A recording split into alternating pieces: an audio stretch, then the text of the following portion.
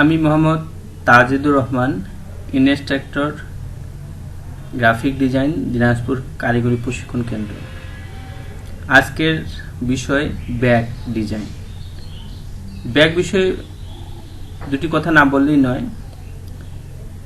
Bag আসলে বেশ অনেক ধরনের হয়ে থাকে, তো দুটি ধরন আমি আজকে শেখাবো। একটি হলো টিস্যু ব্যাগ, আরেকটি হলো কাগজের শপিং ব্যাগ। তো আজকে আমি এক কালার দেখাবো কিভাবে ডিজাইন করতে হয়। এক কালারের ব্যাগ, টিস্যু ব্যাগে 2, 3, 4 কালারও হতে পারে, কাগজের ব্যাগও ঠিক তদ্রুপ 1, 2, 3, 4 কালার হতে পারে। তবে আমি আজকে শুধু এক কালার দেখাচ্ছি। যদি সময় থেকে থাকে তাহলে আমি 2, 3 কালার দেখাবো। যদি না সময় হয় তাহলে আমি পরবর্তীতে বাকি কালারগুলো দেখাবো। তো প্রতিটি ডিজাইনের প্রথম শর্তই হলো সাইজ নির্ধারণ করা। তো একটি শপিং ব্যাগের অর্থাৎ টিস্যু ব্যাগের হোক বা কাগজের ব্যাগের ডিজাইন, সেক্ষেত্রে আমি মাপ নিয়েছি আজকে 9 ইঞ্চি বাই 12 ইঞ্চি। আমি তোমাদের মাপটা দেখাই। এখানে খেয়াল করতেছে 9 ইঞ্চি বাই 12 ইঞ্চি। এটি আমরা টিস্যু ব্যাগও ছাপাতে পারি, আবার কাগজের ব্যাগও ছাপাতে পারি। তবে কাগজের বিষয় বিশেষ হলো যে এর একটি পাশে ফোল্ডিং থাকে। এই ফোল্ডিং ছাড়া কাগজের ব্যাগ হয় না। ভাঁজ অর্থাৎ কাগজের ব্যাগ তো ইজি হয় না, একটু ভারী ভারী, এর জন্য এটার একটা ফোল্ডিং দরকার হয়। তো যাক, আমি টিস্যু ব্যাগ তৈরি করার পর ফোল্ডিংটি আমি দেখাবো। তো শুরু করি। একটি টেক্সট আমি নেই আবার প্রথম থেকে। 9 ইঞ্চি বাই 12 ইঞ্চি মাপ দেই এখানে। 9 ইঞ্চি 12 ইঞ্চি। এই টেক্সটটাকে আমরা ফিল নাম করে দিলাম।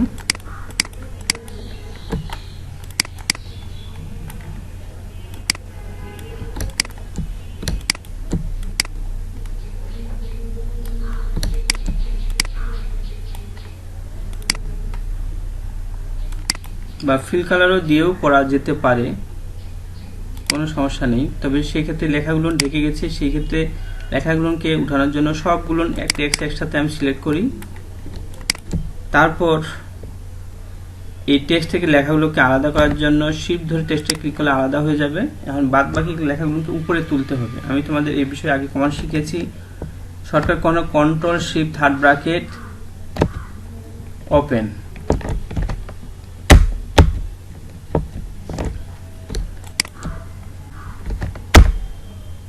বা close third bracket, control shift third bracket close দিলে উপরে চলে আসবে। অথবা রাইট বাটন ক্লিক করে এখানে যদি আমি অ্যারেঞ্জে যাই তাইলে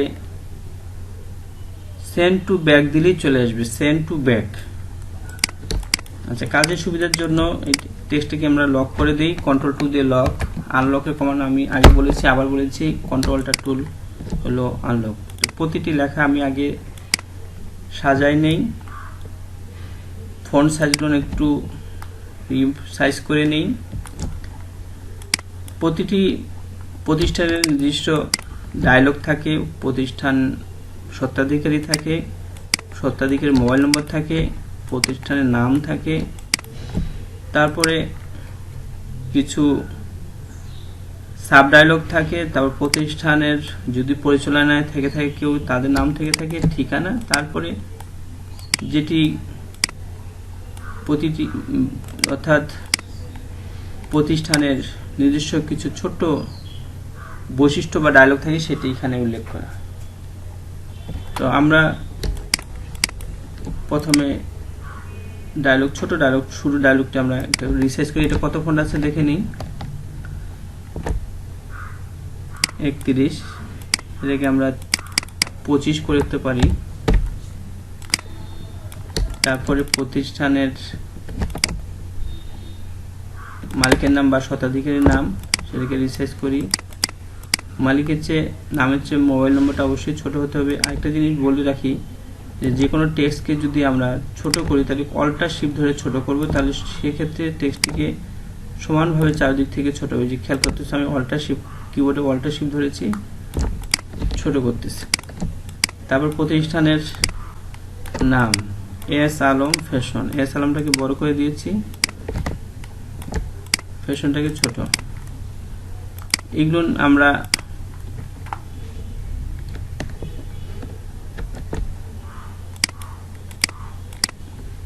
বিভিন্ন ফন্ট ইউজ করতে পারি। এস আলম, এখানে সুতুনি, যমুনা,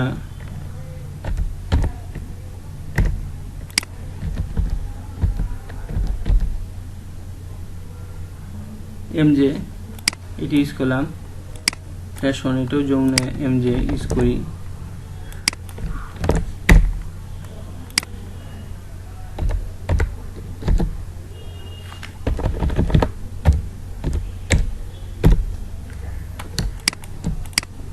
সাব ডায়লগ, এটি কত ফন্ট আছে 23, সেটাকে আমরা 25 বানাই।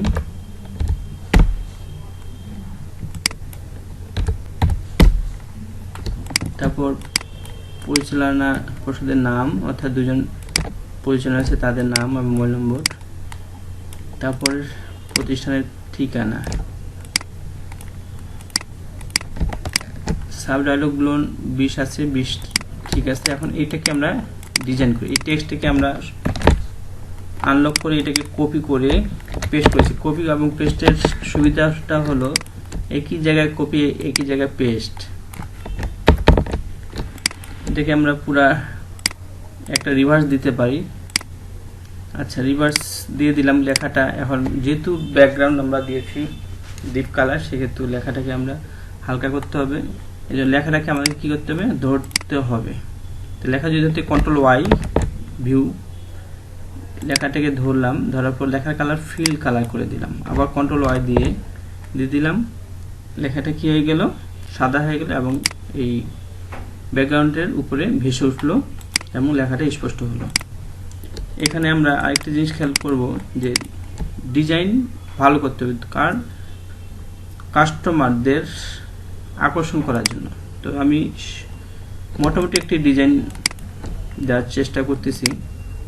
S provider Mohammad S Alam, এখানে আমি গ্রাউন্ড নয়, এখানে আমি স্টক ব্যবহার করব। স্টক কীভাবে দিচ্ছি সেটা প্রথমে এটাকে কপি করলাম, পরে এটাকে একটু 6 বা 7 বা 8 স্টক দিলাম। এই স্টক দেওয়ার পরে এই লেখাগুলোর কোনাগুলো কি হয়ে গেছে, কোনা কোনা হয়ে গেছে। এখানে আমাদের অর্থাৎ ক্যাপে যায় আমাদের রাউন্ড ক্যাপ দিতে হবে। রাউন্ড ক্যাপ দিলে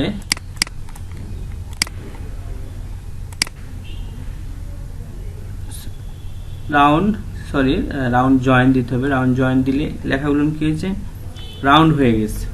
আমার হাতে কপি করা ছিল যেটা, সেটা আগে স্টকটা ছিল 8, তারপরে আরেকটু কম দিব, সেটা হলো 4 বা 5 দিয়ে সেটাকে আবার ফিল কালার সাদা করে দিব। ফিল কালার সাদা 4 দিয়েছি।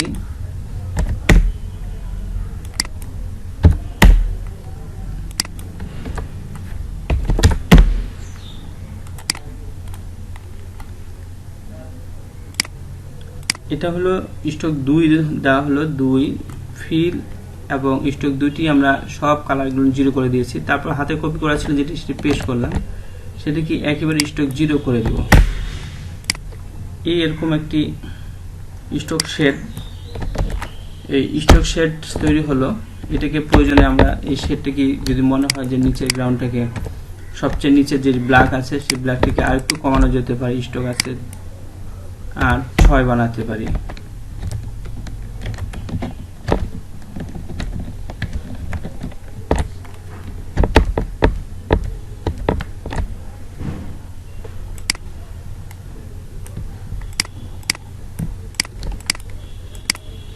খেয়াল করতে হবে আরেকটি জিনিস, এখানে যখন আমরা কোনো ডিজাইন করব, প্রতিটি ডিজাইনের মিডিল অর্থাৎ মিডিল রিমার্ক করতে হবে। এখানে একটি স্কেল আনলাম বাম পাশে, এই স্কেলটার শর্টকাট কোণ হলো কন্ট্রোল আর। এই স্কেলে একটা বানিয়ে এসে এখানে যে আমরা টেক্সটটাকে ধরেছি তার সেন্টার মার্ক করে নিব কাজের সুবিধার জন্য। ঠিক উপর থেকে উপর বার থেকে আবার একটা রুলার আনে এখানে ছেড়ে দিব, তাহলে আমরা এটা মিডিল বলতে। তাহলে এখানে মোটামুটি সবগুলোকে আমাদের সেন্টার করতে হবে। সেন্টারে আমি আরেকটু পরে যাব শেষের দিকে, তাহলে সুবিধা হবে। আচ্ছা, এই টেক্সটটাকে আমি আবার কপি করে পেস্ট করি, কন্ট্রোল সি এবং কন্ট্রোল এফ, একই জায়গায় পেস্ট। এখানে আবার একটি আমি রিভার্স দিই, তবে রিভার্সটি এবার একটু কম দিব, মিনিমাম 60% ব্ল্যাক। লেখাগুলোকে নিয়ে এসে বসে, এখানে যেহেতু ব্যাকগ্রাউন্ড 60% 50 আপ হয়ে গেছে, তাহলে সেক্ষেত্রে লেখাগুলো আমাদের ফিল কালার 0 করে দিতে হবে, নাহলে মুদ্রণের পর সেটি ডার্ক হয়ে যাবে, বোঝা যাবে না, অস্পষ্ট।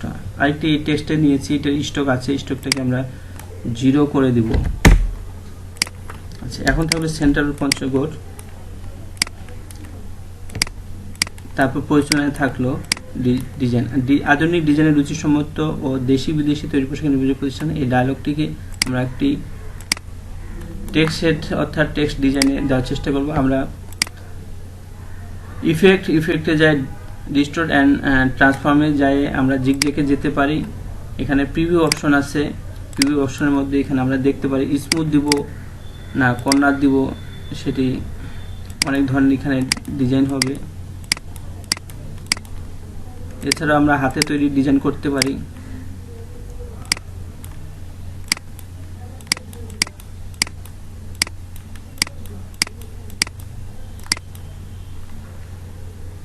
ওকে, ঠিক সেম লেখাটি এখানে যেহেতু নিচে চলে গেছে, সেহেতু আবার কন্ট্রোল ওয়াই দিয়ে লেখাটিকে সিলেক্ট করে আবার কন্ট্রোল ওয়াই দিয়ে ফিল কালার 0, সবগুলো 0 দিয়ে। এখন যদি আমি লেখাটাকে উপরে আনতে চাই, রাইট বাটন ক্লিক করে অ্যারেঞ্জে যায় সেন্ড টু ব্যাক,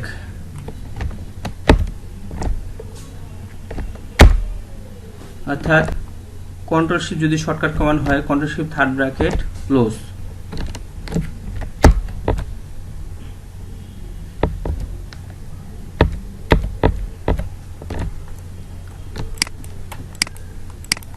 এখন এই গ্রাউন্ডের মধ্যে আমরা ব্যাকগ্রাউন্ডে আমরা কিছু ডিজাইন ইউজ করতে পারি, সেটি আচ্ছা সেন্ট্রাল রোড পঞ্চগড়, এটিকেও আমরা একটা ডিজাইন দিতে পারি, ড্রপ শ্যাডো, কন্ট্রোল সি, তারপর এটাকে স্টক বাড়িয়ে দেই, এটা দেই 5 বা আরেকটু বাড়াতে যায় 8। সেক্ষেত্রে জয়েন, রাউন্ড জয়েন দিব, ফিল কালার 0 করে দিব, ফিল এবং স্টক দুটোই 0। তারপরে আবার ইফেক্টে যায় ড্রপ শ্যাডো,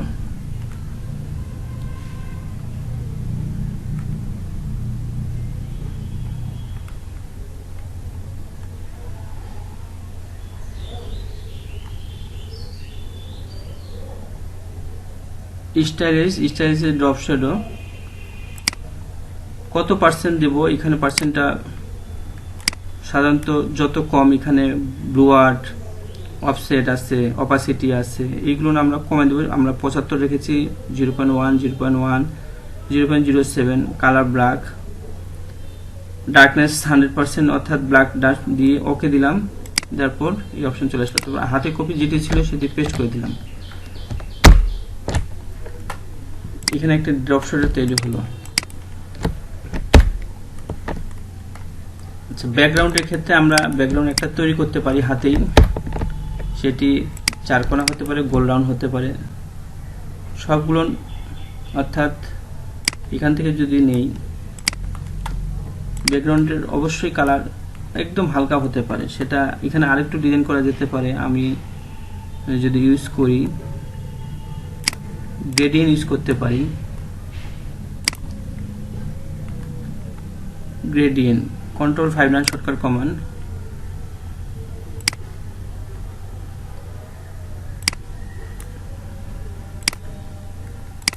গ্রেডিয়েন্টের দুই পাশে সাদা, মাঝখানে একটু ডার্ক থাকবে, তো দুই পাশে যদি নিচের এই গ্রেডিয়েন্ট স্লাইডারটাতে আমরা ক্লিক করি, এখানে করব কালার অপশনে, যে এখানে অপশনে যে আমরা কমাই দিই, অর্থাৎ 20% বা 30%, ঠিক এখানেও আমরা কমানো আছে। 20 বা 30% করি। এর আগেটাতে প্রায় 29 রেখেছি, 30 করি। মিডিলটার বাড়িয়ে দিই, যেহেতু আমরা এখানে আবার একটু সরিটাকে একটু ছোট করে নেই। অল্টার শিফট ধরে নিলে প্রতিটি টেক্সট সমান দূরত্বে যাবে। কন্ট্রোল একটা টেক্সট থেকে আরেকটা টেক্সট যখন নিব দ্বিতীয়টি, তারপরে আর নিতে হবে না, কপি করে অল্টার শিফট ধরে নিতে হবে না, কন্ট্রোল ডি মারলেই সমান দূরত্বে চলে যাবে। এটাকে গ্রুপ করলাম, কন্ট্রোল জিতে গ্রুপ, তারপর এটাকে অল্টার শিফট ধরে আবার নামালাম।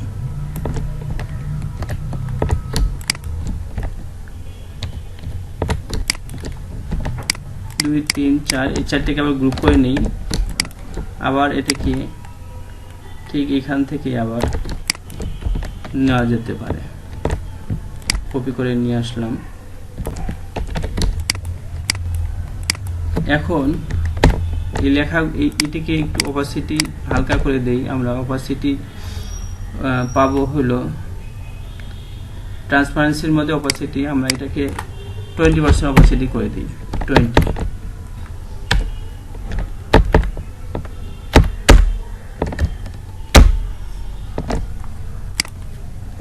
20% অপাসিটি করে দিচ্ছি এবং সেখান থেকে নিয়ে এসেছি control shift third bracket close দিয়ে উপরে,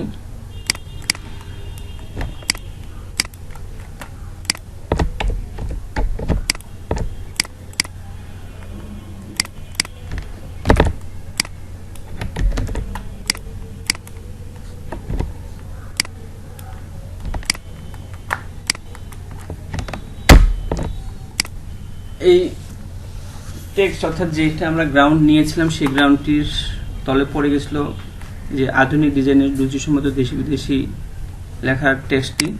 সেক্ষেত্রে আমরা উপরে নিয়ে এসেছি control shift third bracket close দিয়ে। তো মোটামুটি একটি ব্র্যাকেট ডিজাইন হয়েছে। এখন এটি হলো টিস্যু ব্র্যাকেট ডিজাইন। এখানে এটি আবার ছাপানো যেতে পারে কাগজে, সেখানে একটি ফোল্ডার অর্থাৎ ফোল্ডিং এর কথা বলেছিলাম। ফোল্ডিং এর জন্য আমরা জায়গা সাধারণত 1.5 ইঞ্চি বা 2 ইঞ্চি লাগে। যে আমি যে সাইজটি নিয়েছি এই সাইজ এটি কপি করে পেস্ট করলাম, তাতে মাপে কোনো হেরফের হবে না। কতটুকু নিয়েছি সেটা একটু মাপটা দেখে নিই। আমরা 2 ইঞ্চি নেব। এখানে একটি গ্রাউন্ড ইউজ করি, 12% বেশি নয়, যদি হালকা ইউজ করি। আর যদি ডিপ ইউজ করি তাহলে 100 ব্যবহার করতে পারি। 100 ব্যবহার করি, শুধু প্রতিষ্ঠানের নামটি এখানে ব্যবহার হবে। এটাকে কপি করে নিয়ে আসলাম, শর্টকাট কমান্ড আর দিয়ে এটাকে ঘুরিয়ে নিলাম। যখন ছাড়বো লেখাটাকে শিফট ধরে ছাড়বো, তাহলে সেক্ষেত্রে কি হবে, লেখাটি সমানভাবে বসবে। আচ্ছা, ফিল কালার, লেখার ফিল কালার 0 করে দিই, এটাকে নিচে নামিয়ে দিই। এই হয়ে গেল মোটামুটি ব্যাগের একটি ডিজাইন।